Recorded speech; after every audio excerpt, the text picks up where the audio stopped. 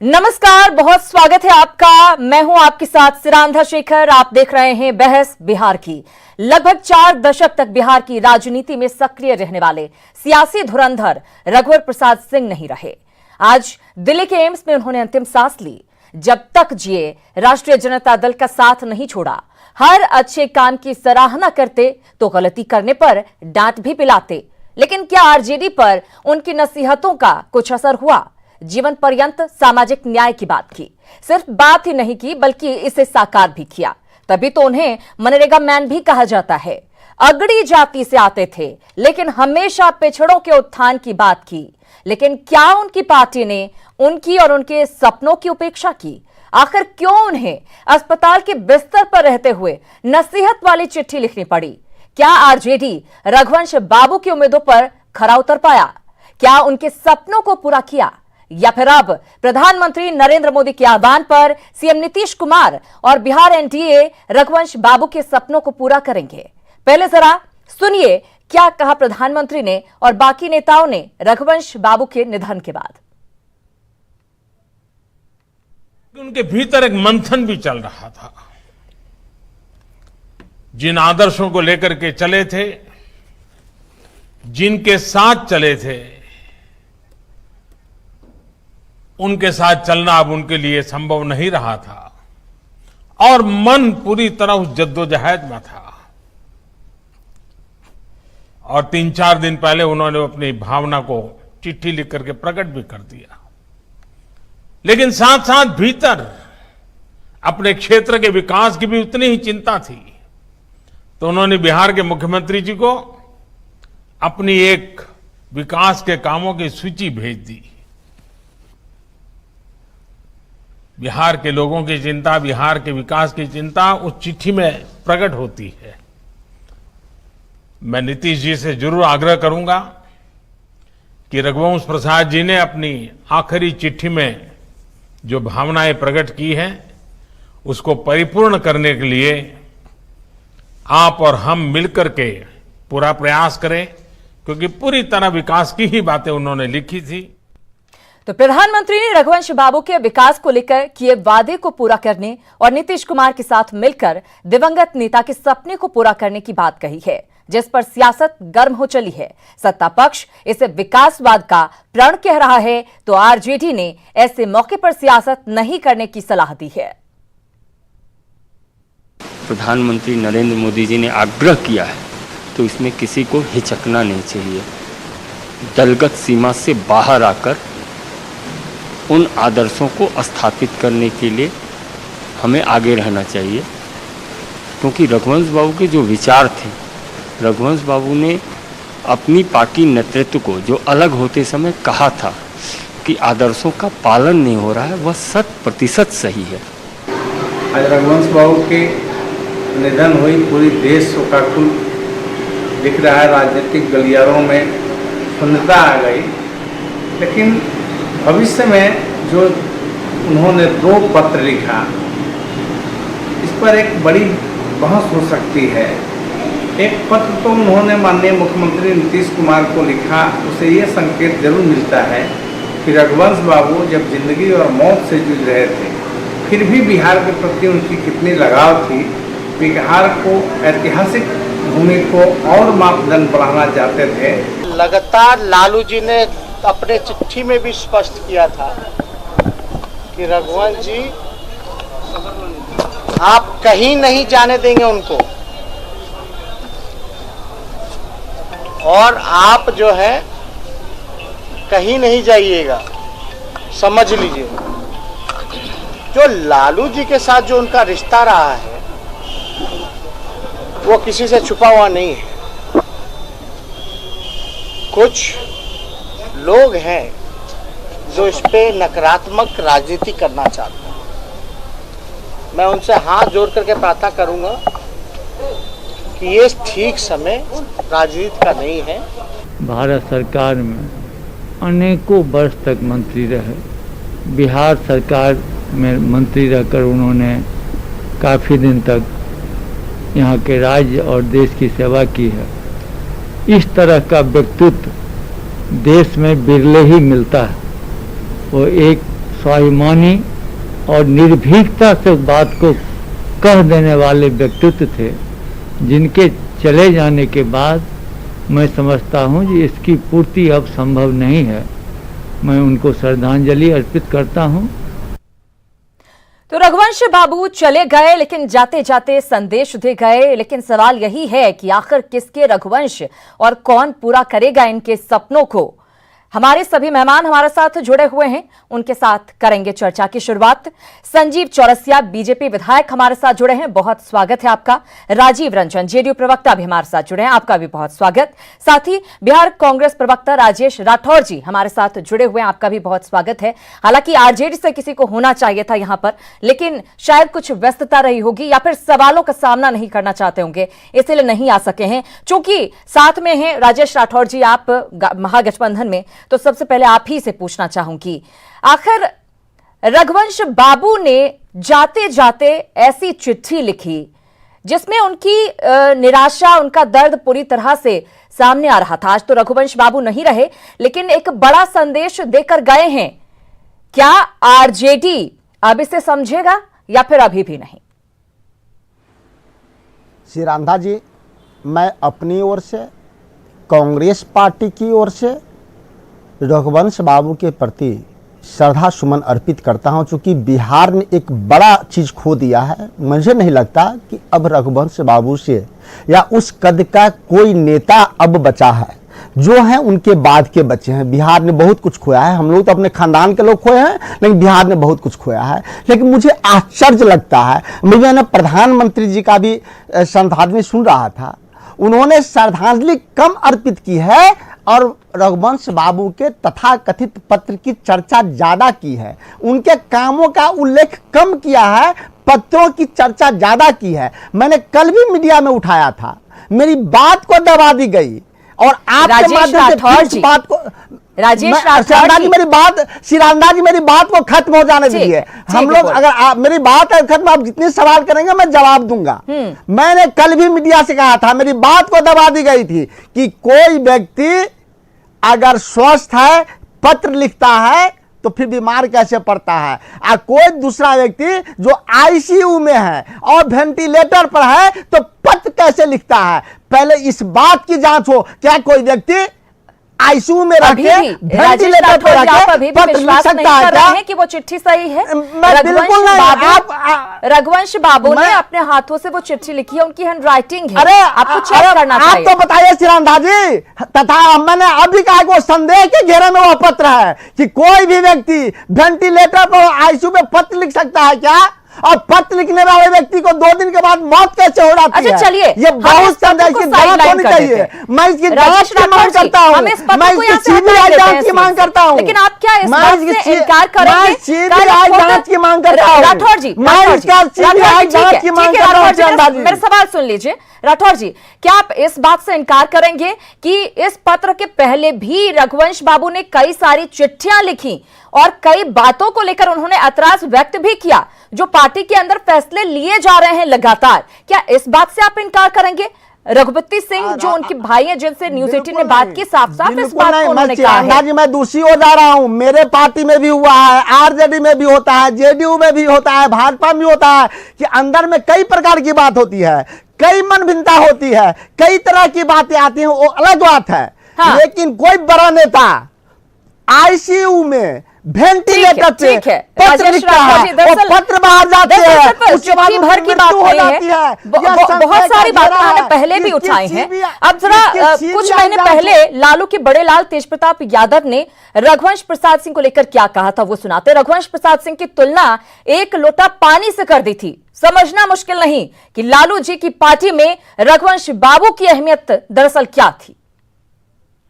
Party समुंदर होता है, एक लोटा जल निकाल करके बाहर कर देगा तो पानी खत्म नहीं होता है। पार्टी है, पार्टी समुंदर होता है, एक लोटा जल निकाल करके बाहर कर देगा तो पानी खत्म नहीं होता है। तो एक लोटा पानी से तेज प्रताप यादव रघुवंश बाबू की तुलना करते हुए नजर आए थे। मीडिया के सामने ये बयान तेज प्रताप ने दिया जिसे कि शर्मनाक ही कहा जा सकता है। एक तरफ तो आप कहते हैं कि वो आपके अभिभावक हैं, इतना इमोशनल पोस्ट लालू प्रसाद भी करते हैं ट्विटर पर, काफी घनिष्ठता दोनों के बीच रही।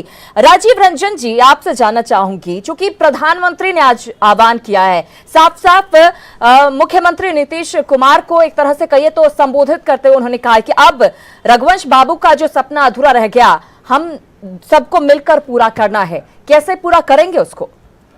श्रीरामदा जी, मेरे प्रश्नों का जवाब मांगिए। पहले मेरे प्रश्नों का जवाब हो कि आईसीयू और वेंटिलेटर से पत्र कैसे लिखा गया? आईसीयू में जो व्यक्ति हो, अब वेंटिलेटर पर जो व्यक्ति हो, पत्र कैसे लिखे? इस सवाल का जवाब मांगिए उनसे। राजीव रंजन जी।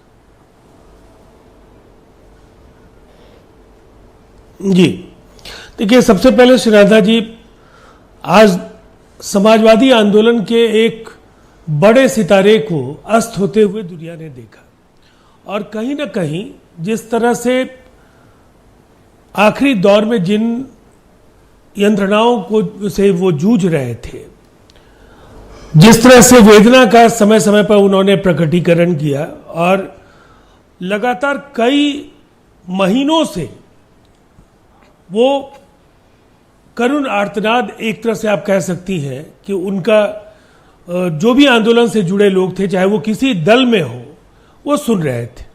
परिवारवाद और अहंकार को लेकर एक बड़ी लड़ाई क्षेत्रीय दलों ने जयप्रकाश आंदोलन में लड़ने का काम किया, और कहीं ना कहीं कांग्रेस के निरंकुश नीतियों का, उनके भ्रष्टाचारी शासन का और परिवारवाद को लेकर के एक आंदोलन के गर्भ से ज्यादातर क्षेत्रीय दलों का जन्म हुआ। लेकिन इस बात को नकारा नहीं जा सकता कि राजद जैसी पार्टियां, जिस तरह से रघुवंश साहू ने पहले भी कहा कि एक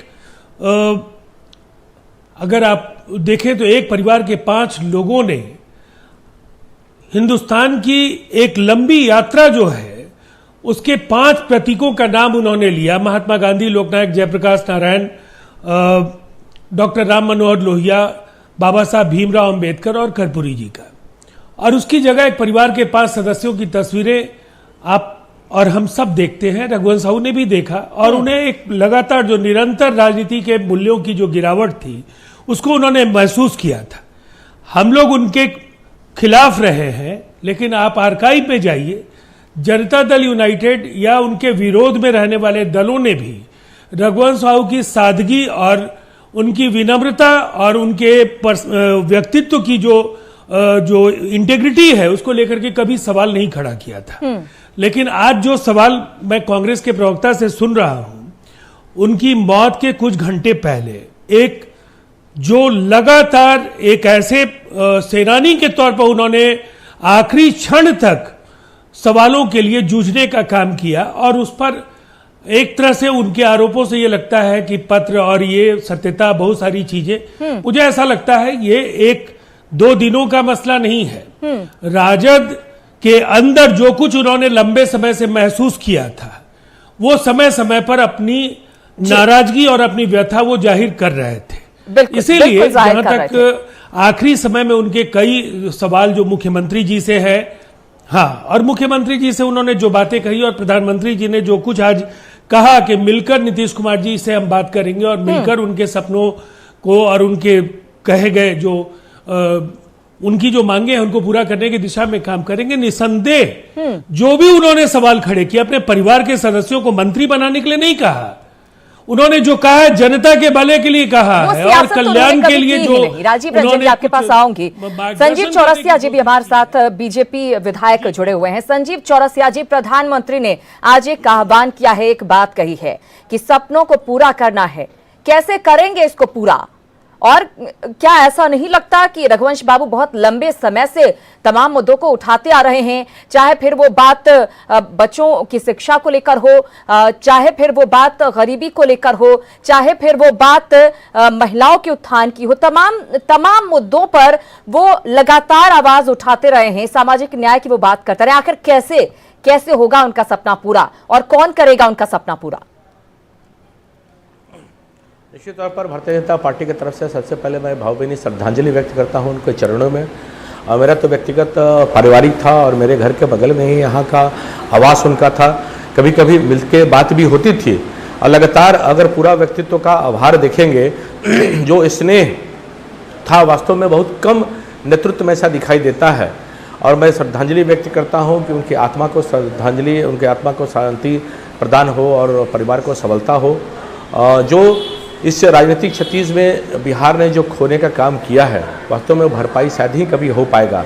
और वो पार्टी और इससे बहुत ऊपर थे, सभी लोगों का उसी प्रकार का स्नेह या सबके आदर्श के केंद्र बिंदु प्रारंभ से रहे हैं। अगर कोई राजनीतिक चेतना के साथ नौजवान भी इस प्रांत में बढ़ना चाहता है, बढ़ता है, नेतृत्व देखता है तो कहीं ना कहीं उनके कामों का मूल्यांकन करता है। हम जैसे भी व्यक्ति भी अगर मूल्यांकन करते हैं तो लगता है कि शायद कभी मौका मिले अगर समर्पण भाव से इस तरह से करने का तो ये इन आयामों को छूने का काम कर सकते हैं। बिल्कुल, लेकिन संजीव जी उनका सपना कैसे पूरा होगा, ये सबसे बड़ा सवाल है। आज वही तक कह रहे हैं कि आज सपना उस बात को पूर्ण करना है कि हम अलग अलग प्रकार के जहां जहां जिस क्षेत्र में जो भी प्रतिनिधित्व हैं वो आदर्श को मानते हैं, उन केंद्र बिंदुओं को मानते हैं कि आप दियर से लेकर सब जगह चले जाएंगे। जिन कामों को उन्होंने मनरेगा के माध्यम से हो, ग्रामीण सड़कों के जुड़ाव के माध्यम से हो, महिला शिक्षा के दृष्टि से भी हो, कहीं भी रहे हैं तो देश के प्राथमिकता के आधार पर अपने विचारों के, समाजवादी विचारों के आधार पर जो देने का काम इस देश के अंतर्गत किया है वो आज समझने की आवश्यकता है। पर जो घुटन उनको अंतिम समय में महसूस हुआ है आज वो भी समाज के सामने दिखाई दे रहा है कि किन सिद्धांतों के साथ उन्होंने अपने जीवन को व्यतीत करने का काम किया है। उन सिद्धांतों का उस विचार में जहां वो थे जिस पार्टी में, तो वहां क्या हुआ है, उन विचारों के साथ वो पार्टी बार बार लोगों के साथ जो करने का काम किया है ये राजनीतिक करने का विषय नहीं है बल्कि सरदार ने बहुत बुरा किया। हो सकता है। संजीव चौरसिया जी, मैं ये जानना चाहती हूं कि आप लोग क्या करेंगे अब, क्योंकि रघुवंश बाबू ने एक एक करके तमाम वो मुद्दे उठाए और कभी वंशवाद की राजनीति नहीं की। कभी उन्होंने ये नहीं कहा कि मेरे बच्चों को टिकट दे दो, मेरे बच्चे भी राजनीति में आ जाए, या मेरे बच्चों को मंत्री बना दो। कभी उन्होंने ये नहीं कहा।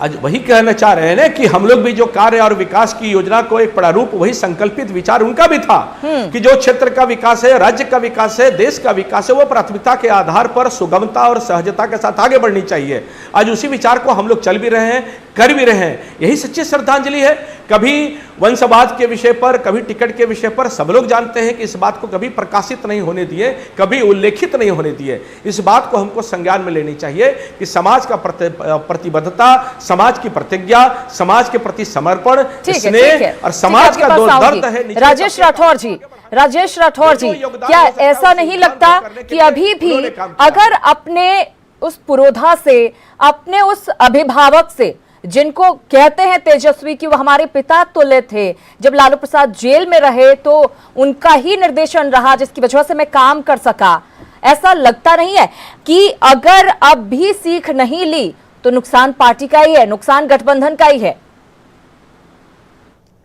सिरांधा जी, सवाल हमसे है क्या? जी बिल्कुल राजेश जी, आप ही से सवाल है। देखिए, हर एक दिन हम आरएसएस के लोग नहीं है कि सब सीख के आए हैं ऊपर से। हर एक दिन मेरा सीखने का होता है। और उन्होंने कहा ना, अभी बहस हो रही थी कि उनका संदेश क्या था, उनके संदेश लोगों तक क्या पहुंचाएंगे। उनका पहला संदेश था कि आरएसएस मुक्त भारत बनाएंगे। क्या प्रधानमंत्री जी आरएसएस मुक्त भारत बनाएंगे? नहीं बनाएंगे। ये राजनीति, यही तो प्रधान, आप समझिए बहुत के कारण है आप लोग, आप लाइव टेलीकास्ट पर बैठे हैं। आप विकास की बात कीजिए, आप विकास नहीं कर सकते हैं। आज उनकी आत्मा को बहुत दुखित होगा, उनकी आत्मा दुखित होगी। आज आपके सुना, आप मेरी बात सुनिए, आपको मैं सुना हूं, गंभीरता से सुना हूं, आदर पूर्वक सुना हूं, विनम्रता पूर्वक सुना हूं। कोई व्यक्ति मेरा सिरांधा जी, मेरा प्रश्न को आपने भी दबा दिया, ठीक है। बार दबाई जाती है। देखिए, लगता तो यही है कि अगर जब तक सीख नहीं ली गई अपनी गलतियों से तो नुकसान खुद ही पार्टी और गठबंधन का होगा। राजीव रंजन जी, मैं जानना चाहूंगी क्योंकि मुख्यमंत्री नीतीश कुमार को भी उन्होंने पत्र लिखा, कई सारी बातें लिखी और एक तरह से उन्होंने बहुत सारे मुद्दों को उठाया। आखिर कैसे उसे पूरा करने के लिए प्रयास किया जाएगा, ये आपसे जानना चाहूंगी राजीव रंजन जी। अरे हम लोगों को बोलने नहीं देते हैं तो बुलाते कहाँ हैं मैडम? देखिए, सबसे आपको पहली पूरा बात यह है कि रघुवंश साहू ने जो भी सवाल उठाए हैं वो जमीन से जुड़े सवाल हैं, लोगों के जीवन की बेहतरी के लिए वो सवाल है और बिहार के पुरातन गौरव और कई ऐसे महत्वपूर्ण मुद्दे उन्होंने उठाए हैं।